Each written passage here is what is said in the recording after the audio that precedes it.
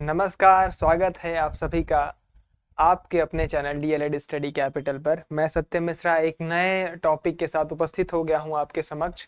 और सबसे इम्पॉर्टेंट इस समय यही है टॉपिक आपका, क्योंकि जो विगत वर्षों में जिन्होंने स्कॉलरशिप का लाभ नहीं लिया है उनके लिए ये समझते होंगे कि कितना इम्पॉर्टेंट ये वीडियो हो सकता है। पिछले साल क्या है कि सरकार के जो फंड है उसमें कमी आ गई थी, जिसकी वजह से बहुत सारे छात्रों का पैसा उनके अकाउंट में नहीं आया था। उन्होंने कॉलेज में भी जमा किया, कॉलेज से फॉरवर्ड भी हुआ, लेकिन वहाँ रिजल्ट नॉट येट डिक्लेयर भी था। एक रीज़न ये भी था, कुछ लोगों ने त्रुटि की थी अपने फॉर्म में, वो भी रीज़न था।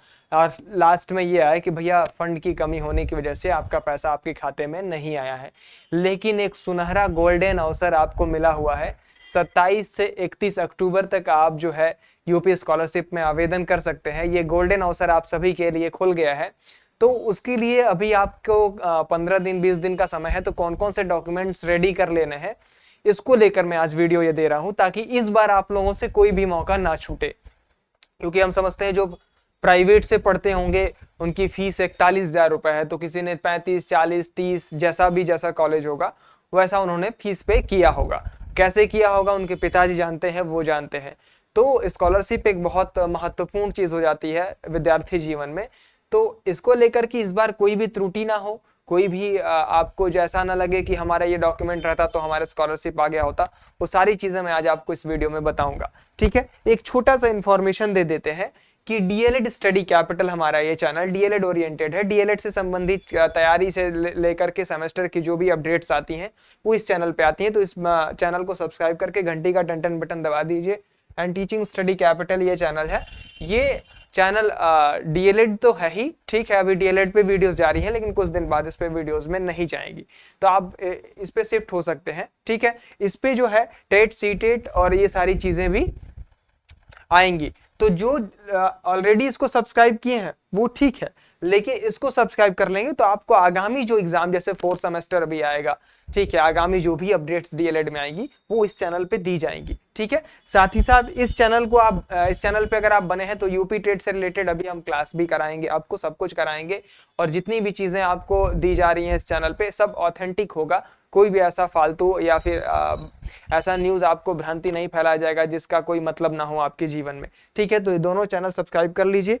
बढ़ते हैं अपने टॉपिक की तरफ।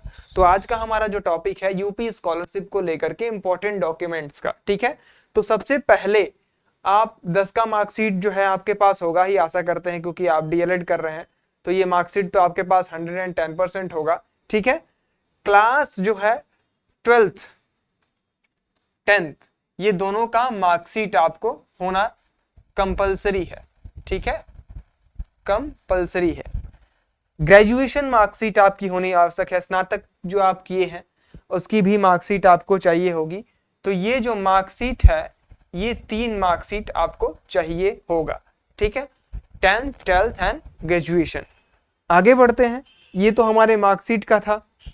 अब जो निवास प्रमाण पत्र होता है जिसको हम डोमिसाइल सर्टिफिकेट कहते हैं, जो निवास प्रमाण पत्र होगा ये छात्र या छात्रा के नाम से होगा। ठीक है, ये जो होगा छात्र या छात्रा के नाम से होगा। ठीक, ये आप रेडी करा लीजिए और प्रयास कीजिएगा कि मतलब ये तो बदलता नहीं है लगभग। अगर मान लीजिए आपने पहले निवास वगैरह बनवाया है, अगर आपके पास पुराना भी है और वो 3 साल तक शायद वैलिड होता है, हाँ 3 साल तक ही होता है, तो 3 साल तक आप इसको यूज कर सकते हैं। तो आप अगर आपके पास नया नहीं बन पा रहा है तो पुराना भी यूज कर सकते हैं। ठीक है, तो डोमिसाइल जो है निवास प्रमाण पत्र आपका कंपलसरी होता है, क्योंकि उससे प्रमाणित होता है कि आप उत्तर प्रदेश के ही निवासी हैं। तो आपके स्कॉलरशिप आने के चांसेस जो है बढ़ जाते हैं, क्योंकि अन्य राज्य के छात्रों को नहीं दी जाती है लाभ। इस बार साफ साफ इन्होंने लिखा भी है कि इस बार अन्य राज्य के छात्रों को नहीं देंगे स्कॉलरशिप हम। ठीक है, आय प्रमाण पत्र जिसको हम इनकम सर्टिफिकेट कहते हैं, ये आपके पिताजी का मतलब पिताजी के नाम पर होगा या फिर आपके माताजी के नाम पे होगा। ठीक है, दोनों में से किसी एक का यूज कर सकते हैं। ठीक, जाति प्रमाण पत्र ये सामान्य के लिए नहीं होता है, ये SC ST एंड OBC के लिए होता है।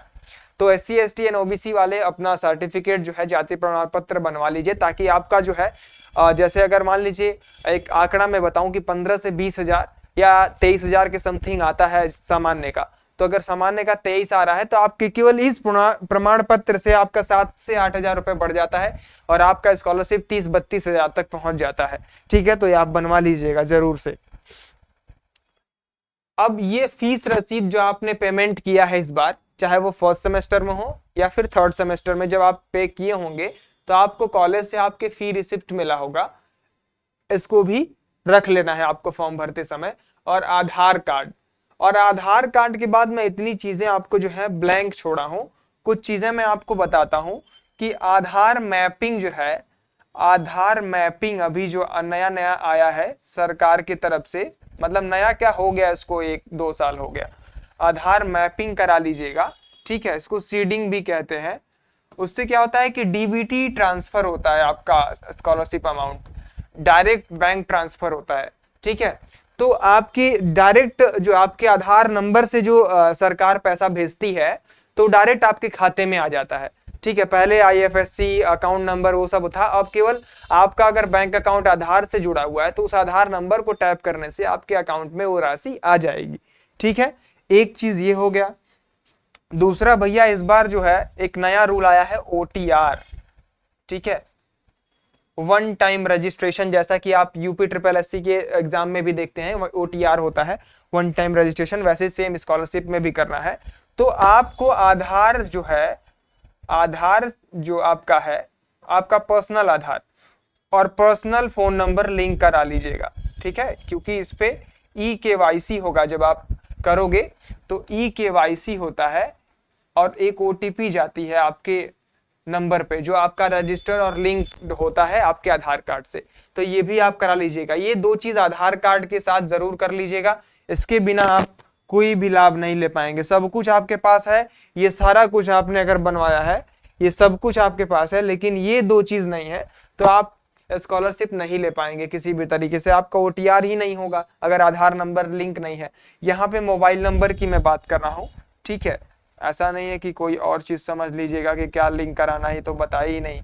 मोबाइल नंबर आपका जो एक्टिव मोबाइल नंबर हो, ऐसा नहीं कि जब ओटीआर करने गए तो उसमें रिचार्ज ही नहीं है, तो रिचार्ज करने गए तो फिर उसमें सर्वर इशू की वजह से रिचार्ज नहीं हो पाया और फिर स्कॉलरशिप का सर्वर डाउन हो गया तो आपका फॉर्म ही नहीं भरा गया। तो ये सारी चीजें आप करके रखिए, सब कुछ करा के रखिए, आधार मैपिंग, ओटीआर, ये सब कुछ। ओटीआर तो अभी आपको डेट आएगा कब करना है, लेकिन आधार लिंक, मोबाइल नंबर और ये मैपिंग वगैरह और जितनी भी मैंने डॉक्यूमेंट्स बताई हैं वो सारी चीजें आपको बनाकर रख लेनी है। ठीक है, तो ये जितनी चीजें मैं आपको बताया हूं, ये अगर आपके लिए लगता है कि 2% 3% भी उपयोगी है तो कृपया लाइक का बटन जरूर दबाइएगा और अपने मित्रों में शेयर कर दीजिएगा, जो ये भी जिनको भी ये इसका आपको लाभ उठाना है, क्योंकि पैसा जो है आपके जीवन में, विद्यार्थी जीवन में बहुत मायने रखता है। अभी बहुत सारे फॉर्म आएंगे आपके जीवन में, तो उसे अगर आपके पास है तो फटाफट आप खुद से भी भर सकते हैं।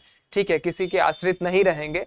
तो ये जितनी चीजें मैं आपको बताया हूँ तो आपके लिए ये बेनिफिशियल है, तो आप इसको लाइक बटन दबाइए, इस चैनल को सब्सक्राइब कीजिए और दोस्तों में भी शेयर कीजिए, कॉलेज ग्रुप में भी शेयर कीजिए। तो आज की वीडियो कैसी लगी कमेंट बॉक्स में भी लिखिएगा। तो इस वीडियो में मैंने जितनी भी चीजें बताई उसको तैयार कर लीजिए, अगले वीडियो में मिलते हैं, वो भी आपके लिए उपयोगी होगी। आज की वीडियो में इतना ही, धन्यवाद, नमस्कार।